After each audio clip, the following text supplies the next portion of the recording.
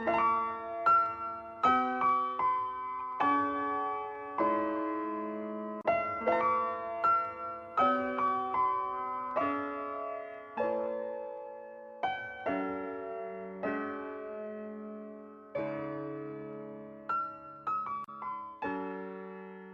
भारत के लोग भारत को एक संपूर्ण प्रभुत्व संपन्न समाजवादी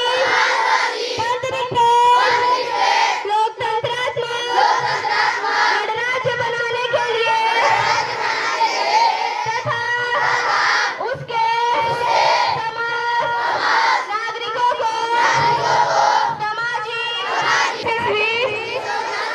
मिति मार्गशीर्ष शुक्ल सप्तमी संवत 2006 विक्रमी को एतद्द्वारा इस संविधान को अंगीकृत अधिनियमित और आत्मार्पित करते हैं।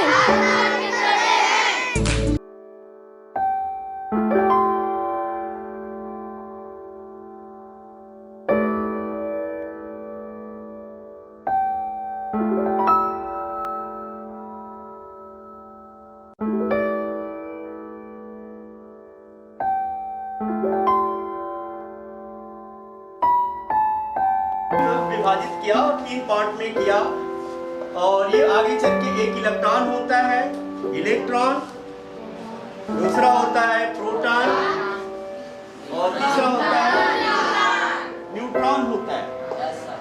और इलेक्ट्रॉन पे कौन सा चार्ज होता है? और प्रोटॉन पे और न्यूट्रॉन पे उदासीन होता है।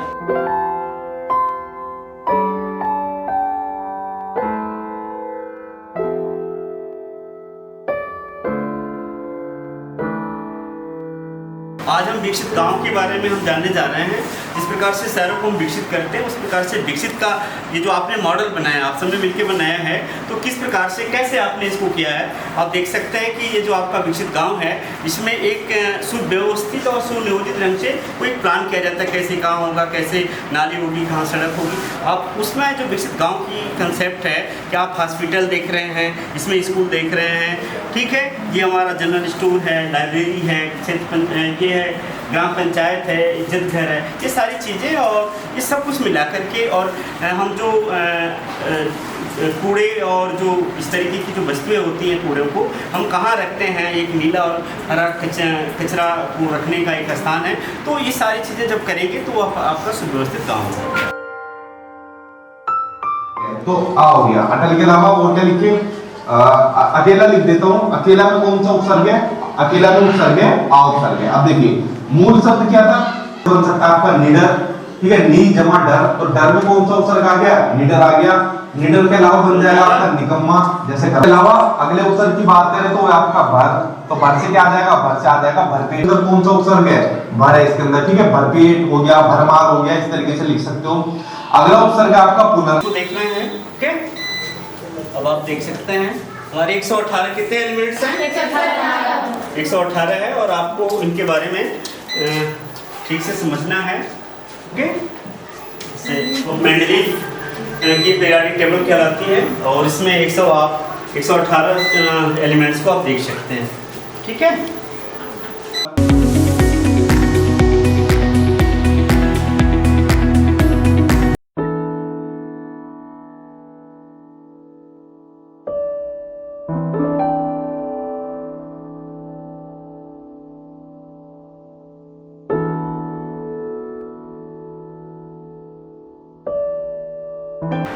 आज जब सरकारी दौर है, जब हम हर चीज़ को सरकारी के रूप में देखना चाहते हैं, हमें नौकरी चाहिए सरकारी, सब कुछ सरकारी तो चाहिए, लेकिन जब सरकारी की क्वालिटी की बात करते हैं तो लोगों का मुंह थोड़ा सा टेढ़ा सा दिखने लगता है। मुझे लगा कि जब मैं एक शिक्षक होने के नाते और सरकारी शिक्षक होने के नाते मुझे जब ये बात समझ में आई कि आखिर जो सरकारी विद्यालय है उसमें नामांकन का जो दर है वो कम क्यों हो रहा है, लोगों का जो सरकारी स्कूलों के प्रति जो लोगों का रुझान क्यों कम हो रहा है। तो जब इस बात के बारे में जब मैंने सोचा तो मुझे लगा कि नहीं, ये तो परिवर्तन किया जा सकता है। और अगर इस देश को एक शक्तिशाली राष्ट्र बनाना है और इस समाज के जो वंचित समाज के लोग हैं, जो महंगे स्कूलों में नहीं जा सकते, जो बच्चे, उन बच्चों के लिए जो सरकारी स्कूल है जहाँ एक योग्य शिक्षक होते हैं, तो उनके लिए हम लोगों ने सबने एक जो डॉक्टर नीलेश देसाई सर जो इसरो के डायरेक्टर हैं, उन्हीं के नाम पे हम लोगों ने स्टेम एंड स्पेस लैब बनाया और उनके द्वारा स्वयं यहाँ इस विद्यालय में आप पूर्व मार्ग धरौली में उनका आगमन हुआ और उस स्टेम लैब का उनके द्वारा स्वयं उद्घाटन किया गया। और तीसरा है लो अर्थ ऑर्बिट, जिसकी ऊंचाई सिर्फ 400 किलोमीटर ऊंचाई है, लेकिन ये पूरे धरती पे गुजरता है 400 किलोमीटर ऊंचाई। ये धरती का सबसे नजदीक सैटेलाइट है। अच्छा, आप सर पे जानते हो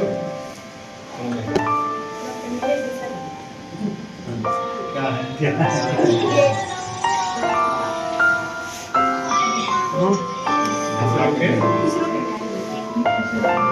ऐसी बहुत सारी सैटेलाइट सर ने बनाई है देश के लिए जो आपने यहाँ मॉडल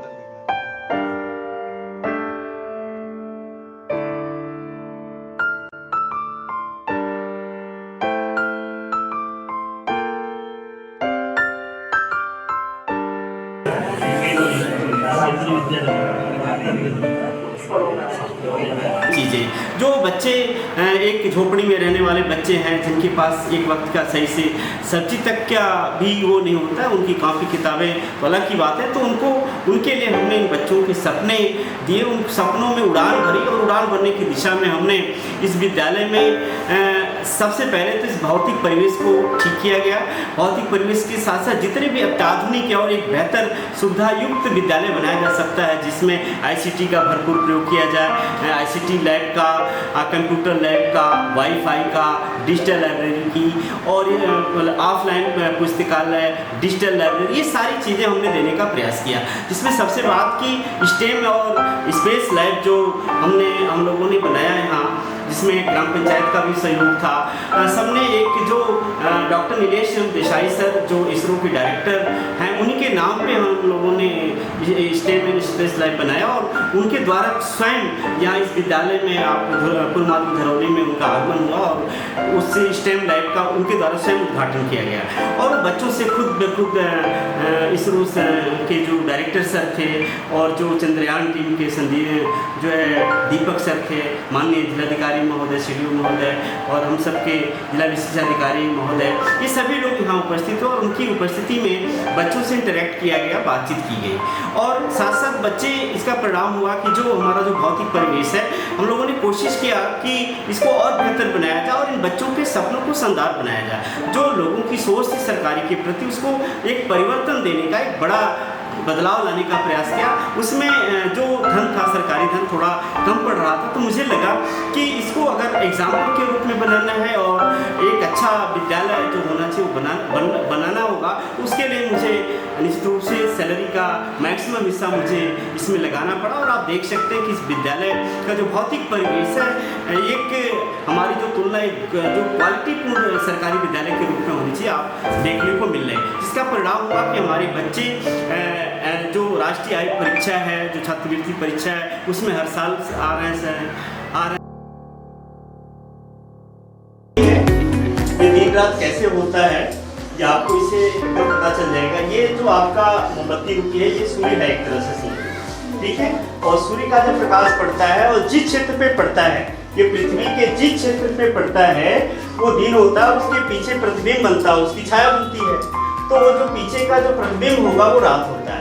ये जैसे जैसे ये आप देख रहे हैं कि एंटी क्लॉक में चलता है, ये पृथ्वी हमारी चलती है, ये है दिन और रात, ठीक है, समझ में आपको।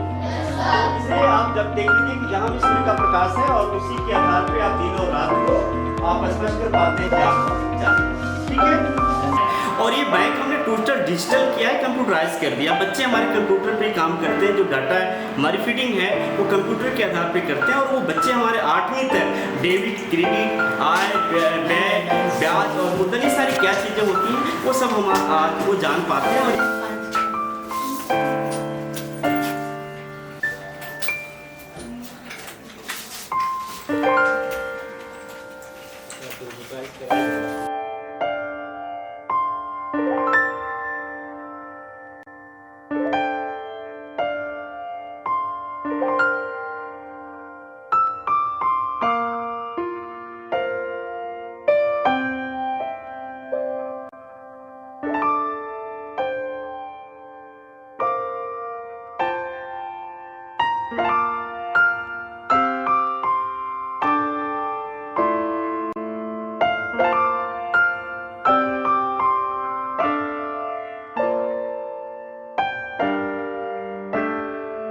हमारी संख्या में कभी भी घटाव नहीं हुआ, बल्कि उत्तरोत्तर लगातार हमारी संख्या नामांकन की दर बढ़ी है। ड्रॉप आउट जब हम यहाँ आए थे तो उसमें 85 की संख्या थी, लेकिन जब मैं इंचार्ज प्रधानाध्यापक हुआ तो 85 की संख्या से हर साल लेकर के हर साल जो 17, 18 में 18, 19, 19 लगातार लेकर के आज 26, 27 के जिस सेशन में जो है 178 की संख्या हो गई है।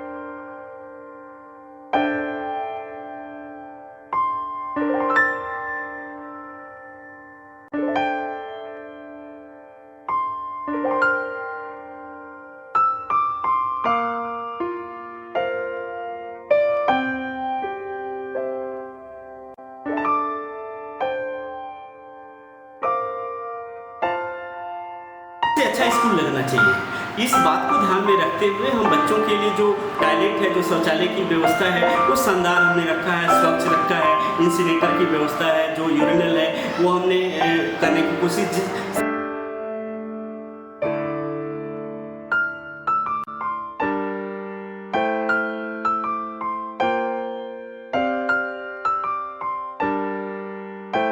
बालिकाओं के लिए खासकर जो किशोरी हैं उनके लिए भी जो उनसे संबंधित समस्याएं होती हैं उसके निदान के लिए भी समय समय पे हम डॉक्टरों की टीम को बुलाते हैं। उनके द्वारा जो है जो उनकी व्यक्तिगत समस्याएं होती हैं उसको उनके साथ साझा करते हैं। डॉक्टर्स उनसे परामर्श लेवाते हैं। साथ साथ जो उनकी स्वच्छता के बारे में उनके हर चीज़ जो दैनिक है वो सीख सके। किचन की हमारी व्यवस्था जो बच्चे चूँकि जो यहाँ स्कूल में सीखते हैं वही बच्चे जाकर के घरों में भी उस तरीके का व्यवहार करते हैं। तो किचन को हमने स्वच्छ रखता है। मल्टीपल जो निवास है उसका हमने रखा है। उनके सपने हैं उसको हम उड़ान भरने की कोशिश करते हैं तक हम उनको उनके सपनों को साकार करने में हम उनकी मदद कर पाते हैं और एक बेहतर समाज और राष्ट्र का निर्माण